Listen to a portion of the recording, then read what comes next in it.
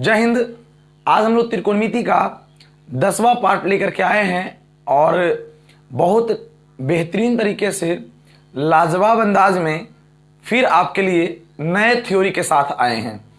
तो आज हम लोग कॉन्सेप्ट के साथ क्या करेंगे, थोड़ा सा अगर आपके पास थोड़ी सी जानकारी अगर होगी तो आज के सेशन में जितने भी प्रश्न होंगे सारे प्रश्न बिल्कुल आसान तरीकों से समझ में आएगा। तो सबसे पहले हम लोग जो जरूरी बातें हैं उसे कर लें। इसमें हम लोग मेनली तरीके से एग्जाम में आने वाले टॉपिक्स पर विशेष फोकस करेंगे। देखिए, आजकल एग्जाम में कौन सा प्रश्न आएगा यह कहना मुश्किल है, लेकिन आएगा वही सवाल जो आपके सिलेबस में है या आपके बुक में है। बट होता क्या है कि डिजिट चेंज कर देता है, तो देखा जाता है कि आपके पास क्या कॉन्सेप्ट है। अगर आप प्रश्न किताब के लगातार आप बना लेंगे तो दिक्कत हो जाएगी। तो आइए चलिए प्रश्नों को लेकर चलेंगे। उससे पहले अगर आपने अभी तक मेरे पार्ट 1 से लेकर के पार्ट 9 तक वीडियो नहीं देखे हैं तो वीडियो सारे प्लेलिस्ट में है, सारे वीडियो को बारी बारी से आप वॉच कर सकते हैं ताकि आपको यह वीडियो देखने में और समझने में आसानी हो सके। तो चलिए क्लास को शुरू करते हैं और आज के क्लास में थ्योरी को लेके चलते हैं पहले, उसके बाद उस पर कुछ प्रश्न को बनवाएंगे, फिर कॉन्सेप्ट को आगे लेकर चलेंगे। बिल्कुल साधारण तरीके से प्रश्न आप बनाएंगे, एग्जाम में एक भी सवाल नहीं छूटेगा, ये गारंटी है। ठीक है, तो आइए देखते हैं प्रश्न। देखिए, सबसे पहले तो आपको प्रश्न को बनाने से पहले 2-3 थ्योरी को ध्यान देना है ना। ब्राइटनेस हमने कम कर दिया है ताकि आपको बोर्ड बेहतर तरीके से दिखाई दे, है ना, क्योंकि बहुत जरूरी है आपका यह बोर्ड दिखाई देना। ठीक है, हालांकि एक कहावत है, आप जानते ही होंगे कि भोजन किस पात्र में बन रहा है ये मायने नहीं रखता है, भोजन कैसा बन रहा है ये मायने रखता है। मेरा कहने का अर्थ ये है कि खैर अभी डिजिटल बोर्ड नहीं है, मतलब चकाचक नहीं है, लेकिन जो है वो किसी से कम भी नहीं है ना। तो चलिए, जो साधन है उसी का इस्तेमाल करके अपने संसाधनों को, अपनी ज़रूरतों को पूरा करेंगे और आगे की पढ़ाई को पूरी करेंगे। ठीक है, क्योंकि जो शेष है वही विशेष है। तो चलिए, आपको याद करना पड़ेगा कुछ। हालांकि ऑफलाइन क्लासेज में बच्चों को मैं प्रूफ करके बताया था, बट यहाँ प्रूफ करेंगे नहीं, है ना। बहुत सारे बच्चों को लेंदी लगने लगता है, उनको तो लग रहा है कब त्रिकोणमिति समाप्त होगा। हालांकि मैं छोटे छोटे पार्ट्स में बना रहा हूं ताकि बच्चों को कभी दिक्कत ना हो या कभी बोर फील ना करें वो। देखिए, हमेशा याद रखें, हमेशा याद रखें। देखिए, बगल में पूजा है तो साउंड प्रॉब्लम आपको हो सकता है, ठीक है, क्योंकि बहुत तेजी से आवाज़ आ रही है हमारे घर के पास, तो इसके लिए माफ़ करिएगा। आप सिर्फ पढ़ने पे फोकस कीजिए और भजन का आनंद भी उठा सकते हैं। चलिए, पहला आप याद रखिएगा कि साइन 90 - थीटा बराबर होता है कॉस थीटा। इसी को अगर उलट के बोला जाए तो बोलेंगे कॉस 90 - थीटा, तो बोल सकते हैं हम लोग साइन थीटा। ठीक है, दूसरा रूप में आप बोल सकते हैं कि tan 90 - थीटा बराबर होता है कॉट थीटा। ठीक है, तो इसी तरीके से आप इसको उलट के बोल सकते हैं कि कॉट 90 - थीटा बराबर आपका हो जाएगा tan थीटा। और 3 नंबर में अगर आप देखेंगे तो आप जानते हैं कि निष्पत्तियां 6 होती है। देखिए, याद करने के बहुत अच्छे और साधारण तरीके ये हैं कि साइन का कॉम्बिनेशन कॉस के साथ तो कॉस का साइन के साथ, टैन का कॉट के साथ तो कॉट का टैन के साथ। तो आप जानते हैं कि sine cos tan cosec sec cot होता है, तो साइन हो गया, कॉस हो गया, टैन हो गया, कॉट हो गया, तो बचा क्या? तब बचा हमारा सेक और कॉसेक। तो आप बोल सकते हैं सेक 90 - थीटा बराबर कॉसेक थीटा। ठीक है, और कॉसेक थीटा, कॉसेक 90 - थीटा बराबर आपका हो जाएगा सेक थीटा।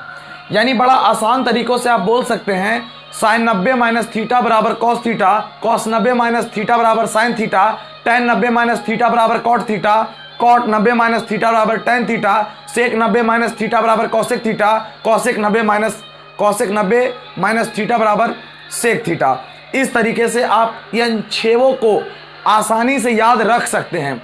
रटने की झंझट नहीं, सिर्फ समझना है। साइन कॉस के साथ तो कॉस का साइन के साथ, टैन कॉट के साथ तो कॉट का टैन के साथ, तो सेक किसके साथ, तो बच गया कौशिक के साथ। तो इस तरीके से बड़ा आसानी से आप याद कर सकते हैं। देखिए हर एक छोटी छोटी बातें इंपॉर्टेंट है, अति महत्वपूर्ण है, तो इसे आप नोट कर लीजिए और देखिए आगे के प्रश्न को मैं सोल्व करूंगा। बिल्कुल आसान तरीकों से आप प्रश्न को बनाने के लिए सीख जाएंगे। एग्जाम में इस टॉपिक से छपने वाला है सवाल, नहीं पढ़ोगे बहुत पछताओगे, समझे। तो इसे आप एक बार नोट कर लीजिए जल्दी से।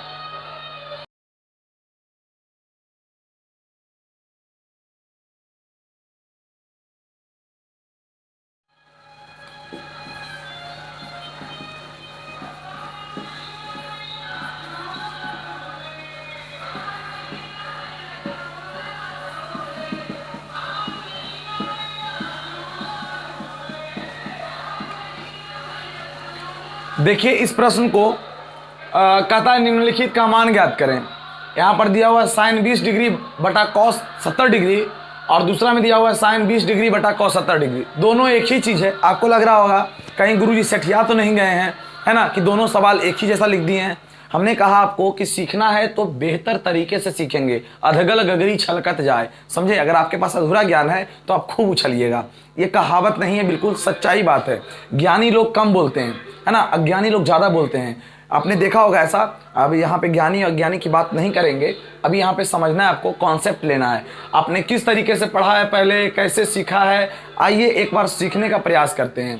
कहता है साइन 20 डिग्री बटा कॉस 70 डिग्री। थोड़ा सा 1 मिनट,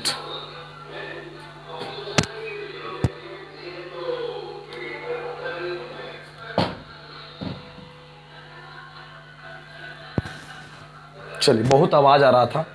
देखिए अब कैसे इसको बनाएंगे सीखिएगा। चुपचाप इसको बनाने के बहुत अच्छे से विकल्प हैं आपके पास। दोनों का कॉम्बिनेशन का योग 90 होता है, ठीक है। और साइन का कॉम्बिनेशन कॉस के साथ होता है। मैं अभी आपको थोड़ा देर के बाद बताऊंगा कि यह कोई जरूरी भी नहीं है, लेकिन आइए मेरे साथ सीखिएगा। ये साइन 20 डिग्री है और कॉस 70 डिग्री है।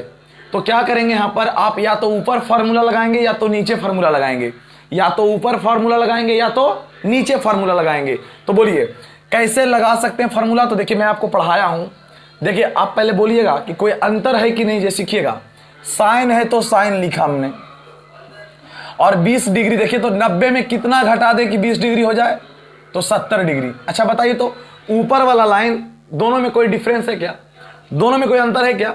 दोनों तो सेम टू सेम है, क्योंकि यहाँ ने मैंने लिखा 20 डिग्री तो लिखा हुआ है, 90 में 70 गया तो 20 है। यानी अभी मैंने कोई फार्मूला लगाया नहीं है। नीचे लिखिएगा cos 70 तो cos 70। अब बताइए, अभी आपको मैंने पढ़ाया है साइन 90 माइनस थीटा, तो पढ़े हैं आप cos थीटा। तो यहाँ साइन 90 माइनस थीटा तो लिखेंगे cos, और यहाँ थीटा 70 के 70 उतर जाएगा, कुछ एक्स्ट्रा नहीं होते हैं। नीचे में भी मिलेगा आपको cos 70। ऊपर में अगर फार्मूला लगाएंगे तो नीचे में नहीं लगाना, और नीचे में फार्मूला लगाएंगे तो ऊपर में नहीं लगाना। ये कैंसिल हो गया एक बार में, तो आपका आंसर 1 हुआ। यही सही तरीका है बनाने का। इसी तरीके से सारे प्रश्नों को बनाने का प्रयास करिएगा। लेकिन आइए एक तरीका और मैं बताता हूं जो कभी कभी काम आएगा।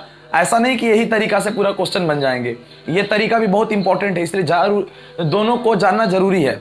देखिए जैसे हमने कहा साइन थीटा, साइन थीटा तो डायरेक्ट फार्मूला लगा दिया, कॉस 90 माइनस थीटा, डायरेक्ट 20 लिख दिए। देख रहे हो मैं क्या किया, इसमें साइन तो साइन रहने दिया, 20 है तो 20 ही दिखाई दे रहा होगा आपको। लेकिन यहां पर देखिए ध्यान से, साइन को डायरेक्ट कन्वर्ट कर दिया कॉस में, क्योंकि फार्मूला होता है साइन थीटा बराबर कॉस 90 माइनस थीटा, और नीचे में कोई छेड़छाड़ नहीं किया है। तो यहां पर आपका घट जाएगा एंगल, तो 70 हो जाएगा बटा कॉस 70 डिग्री। तो इस बात का ख्याल रखिएगा कि सर दोनों में अंतर क्या है। तो अंतर इतना ही है, एक लाइन याद रखेंगे जीवन भर, कि अगर डायरेक्ट फार्मूला लगा दिया जाए तो एंगल घटा देंगे, और अगर डायरेक्ट फार्मूला नहीं लगाए हैं तो एंगल चुपचाप लिखेंगे, घटाएंगे नहीं। क्यों नहीं घटाएंगे, क्योंकि घटाने वाला काम तो पहले ही हम कर लिए, यहाँ घटाने वाला बाद में कर रहे हैं, कर उतना ही रहे हैं, बस दिखाई कम दे रहा है, ठीक है। तो इस तरीके से प्रश्न को बना सकते हैं। तो आप कहोगे कि सर कौन सा बनाएं, कौन बेहतर होगा मेरे लिए। हम कहते हैं कि दोनों का इस्तेमाल होगा आगे चल करके, लेकिन बेहतर की बात करें तो बेहतर आपके लिए यही होगा। ठीक है, तो पूरे प्रश्न को इस तरीके से बनाने का ही प्रयास करिएगा, गलती होने की कभी चांस ही नहीं हो सकता है। और कैसे कैसे प्रश्न आते हैं वैसा मैं सारा प्रश्न आपको दिखाता हूं। जल्दी से पहले आप इसे एक बार नोट कर लीजिए, फिर अगला प्रश्न को देते हैं। वीडियो को पॉज करके इसे आप लिख भी सकते हैं। tan 10 डिग्री बटा cot 80 डिग्री, और यहां पर आप लिख देंगे sec 9 डिग्री बटा cosec 81 डिग्री। दो सवाल आपके लिए है, ज़्यादा प्रैक्टिस करने की जरूरत नहीं, सिर्फ कॉन्सेप्ट आप लीजिए, बाकी सब काम हो जाएगा। बोलिए tan है तो tan रहने दिया, 90 में कितना घटाएं कि 10 हो जाए, तो नहीं दिखाई देगा तो बगल वाले नीचे देख लेना, 80 घटा देंगे तो आ जाएगा। अब भगवान तो इतना तो ज्ञान दिया ही होगा। बटा cot है तो cot, 80 है तो 80, तो यहाँ पर ध्यान दीजिए कि tan 90 माइनस थीटा, तो फार्मूला होता है cot 90 माइनस थीटा, तो थीटा डायरेक्ट क्या होगा, उतर जाएगा। आपको यही तो सिखाए थे कि जब फार्मूला लगाते हैं तो थीटा उतर जाता है, और जब डायरेक्ट फार्मूला लगाते हैं तो आपका एंगल घट जाता है। मैंने कहा कि जब फार्मूला नहीं लगाया तो एंगल उतर जाएगा, और डायरेक्ट फार्मूला लगाएंगे तो एंगल घट जाएगा। चलिए, बटा cos 80 डिग्री, ठीक है। यहां पर अगर आप देखेंगे तो यहां पर वही काम करिए, सेक है तो सेक, 90 में कितना घटाएं तो 90 में घटा लीजिए 81, ठीक है। और बटा यहां पे जैसे नीचे में है चुपचाप रहने दीजिए, ठीक है। अब देखिएगा सेक 9 डिग्री ही लिखा हुआ है, आप देखो ध्यान से, 90 में जाएगा 81 तो 9 ही होगा, तो सेक 90 डिग्री नहीं बल्कि सेक 9 डिग्री बच रहा है, तो सेक 9 है तो बोलिए सेक 90 माइनस थीटा, तो आप बोलिएगा कॉसेक थीटा, और यहाँ कॉसेक थीटा से कॉसेक थीटा क्या हो जाएगा, कैंसिल हो जाएगा, तो आपका आंसर 1 आ जाएंगे। यहाँ भी कैंसिल हो जाएगा तो आपका आंसर 1 आ जाएगा। मतलब आप एक लाइन में ये भी समझ सकते हैं कि अगर इस टाइप के प्रश्न हो तो उसका आंसर 1 ही आता है, और ऐसा प्रश्न ऑब्जेक्टिव में 1 नंबर के पूछते हैं, देख के ही आंसर मार दोगे 1। लेकिन देखिए जरा अगला सवाल को, अगला सवाल किस तरीके से हो सकता है आपके लिए। चलिए, मैंने कहा आपको cos 41 डिग्री बटा साइन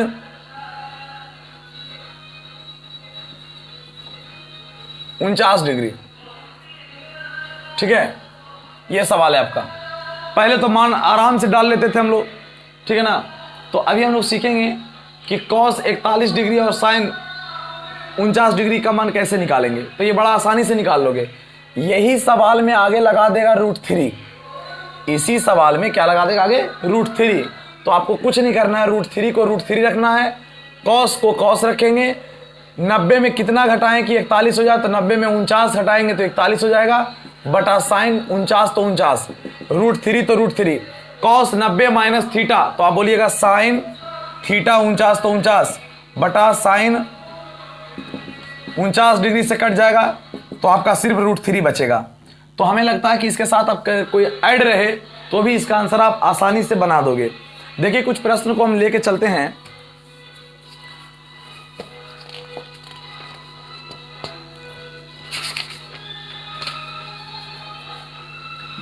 अगला क्वेश्चन है cos 48 degree minus sine 42 degree.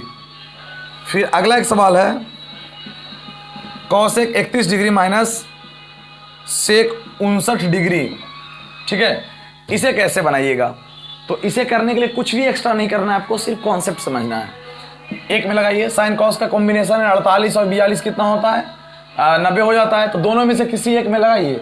देखिए कॉस है तो कॉस 90 में कितना जाए कि 48 हो जाए, तो 42 माइनस साइन 42, तो कॉस 90 माइनस थीटा, तो फार्मूला हो जाएगा साइन थीटा और साइन 42। बोलिए साइन 42 प्लस में एक माइनस में, तो कट के क्या हो जाएगा आंसर, 0 आ जाएंगे आंसर, ठीक है।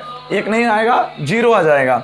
बोलिए कॉसेक तो कॉसेक 90 में कितना घटाएं कि 31 हो जाए, तो 59 घटा लेंगे तो 31 हो जाएगा, और माइनस सेक 59 डिग्री। तो बोलिए कॉसेक 90 माइनस थीटा, तो आपने पढ़ा है सेक थीटा, तो सेक थीटा का मतलब हो जाएगा 59 डिग्री और माइनस सेक 59 डिग्री, तो यहाँ पर क्या हो जाएगा कैंसिल हो जाएगा तो 0 आ जाएंगे। तो इस तरीके से इस प्रश्न को भी बहुत आसान तरीकों से आप बना सकते हैं। आइए कुछ बेहतरीन सवाल को लेंगे जो बनाने के लायक हो। इसे आप नोट कर लीजिए पहले।